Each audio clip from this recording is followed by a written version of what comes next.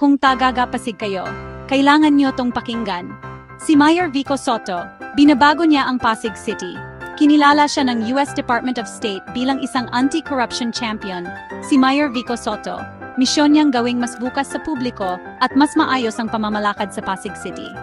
Dahil sa pamuno niya, nakakatipid ang siyudad ng hindi birong 1 bilyong piso bawat taon. Mula sa pangunguna niya sa unang batas sa Freedom of Information ng Pasig hanggang sa pagpapatupad ng mahigpit na pagbabago sa paraan ng pagbili ng mga kailangan ng siyudad, ang mga pagsisikap ni Vico nagkakaroon na ng magandang resulta.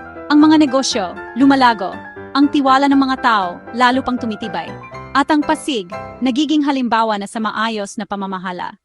Pati nga ang US Embassy, hanga sa kanya. Sa tulong ng mga proyekto tulad ng Deliver at Respond ng USAID, ang kinabukasan ng Pasig mukhang napakaganda. Saludo kami kay Mayor Vico Soto, isang tunay na kampeon ng pagiging tapat at bukas sa pamamahala. Kaya abangan nyo pa ang mga susunod, at dapat lang nating ipagmalaki ito, Pasig.